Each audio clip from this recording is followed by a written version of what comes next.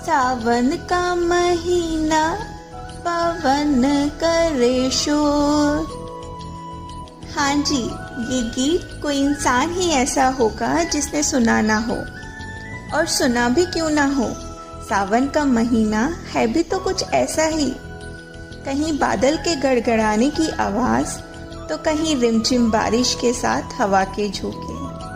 सावन का मज़ा ही कुछ और है, भगवान भोले की भक्ति के साथ प्रकृति का आनंद। इसी माह में आती है तीज, गुंजिया घेवर की मिठास के साथ झूले के झोंके।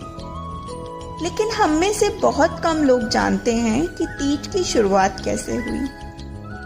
मान्यता है कि भगवान शिव ने पार्वती जी को उनके पूर्व जन्म के बारे में याद दिलाने के लिए ये कथा सुनाई थी। श्री भोले शंकर बोले, हे गौरी, पर्वतराज हिमालय पर स्थित गंगा के तट पर तुमने अपना बाल्यावस्था में 12 वर्ष तक अधोमुखी होकर घोर तप किया था। इतनी अवधि तुमने अन्न ना खाकर पेड़ों के सूखे पत्ते चबाकर व्यतीत किए। माघ की विकराल शीतलता में तुमने निरंतर जल में प्रवेश करके तप किया।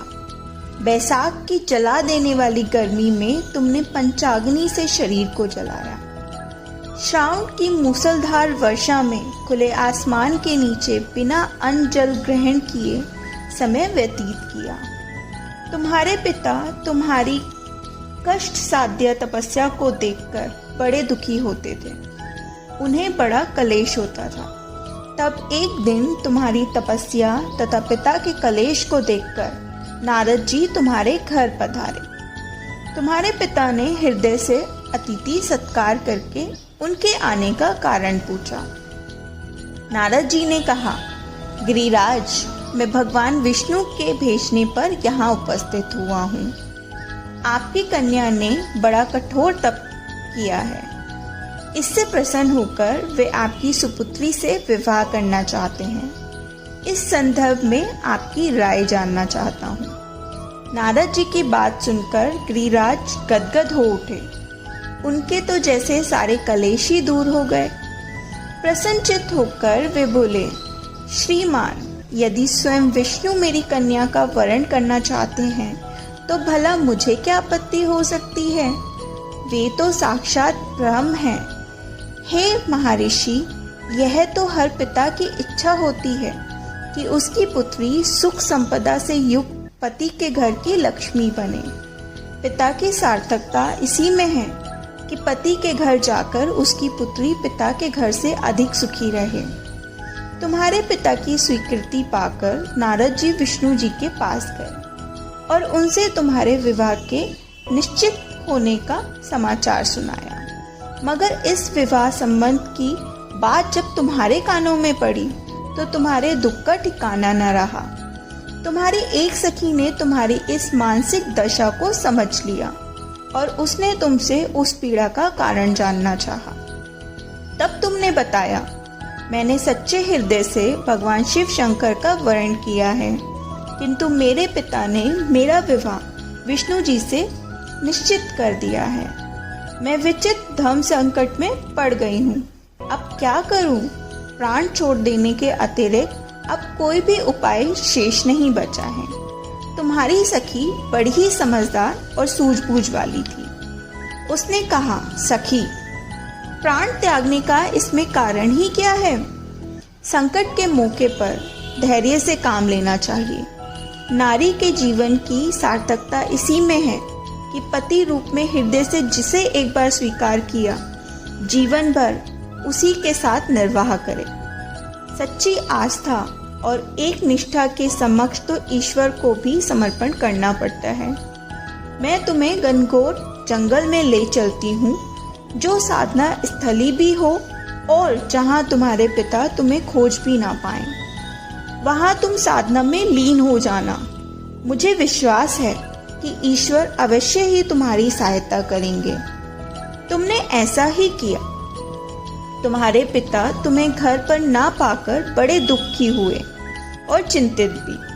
वे सोचने लगे कि तुम जाने कहाँ चली गई। मैं विष्णु जी से उसका विवाह करने का प्रण कर चुका हूँ। यदि भगवान विष्णु बारात लेकर आ गए और कन्या घर पर न हुई तो बड़ा अपमान होगा। मैं तो कहीं मुंह दिखाने के योग्य भी नहीं रहूंगा।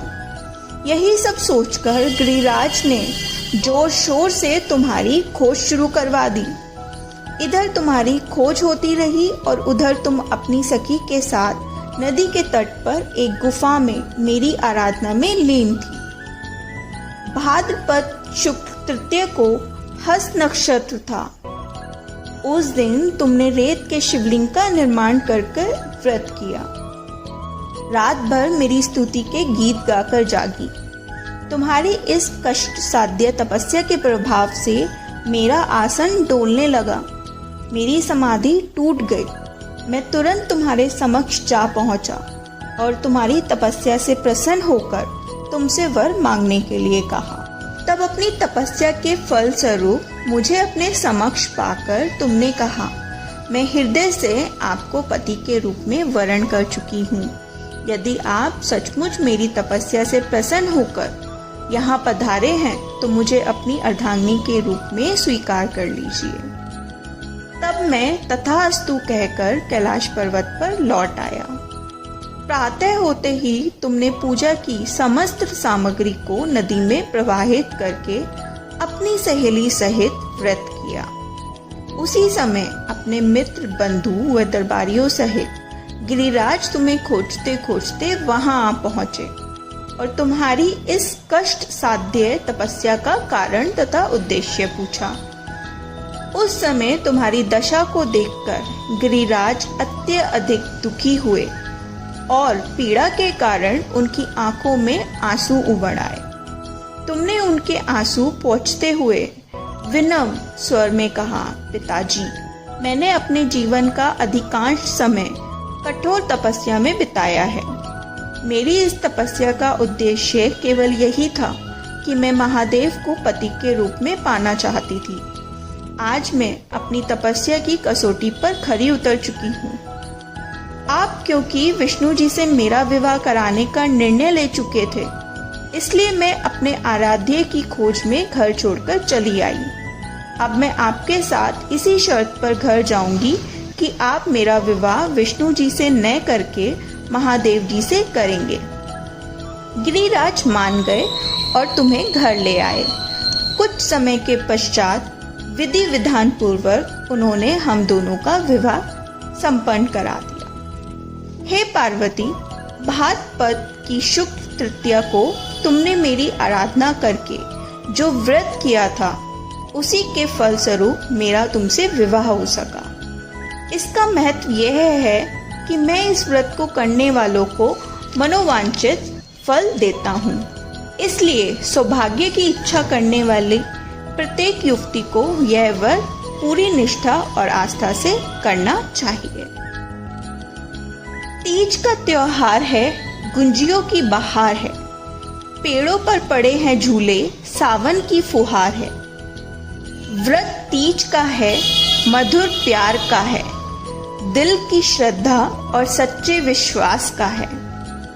पैरों में बिछुआ, माथे पर बिंदिया, त्योहार ये 16 श्रृंगार का है। मुबारक हो आपको तीज, बस दिल की यही कामना है। अगर आप लोगों को ये वीडियो पसंद आए, प्लीज़ वीडियो को लाइक, सब्सक्राइब और शेयर करना ना भूलिएगा। धन्यवाद।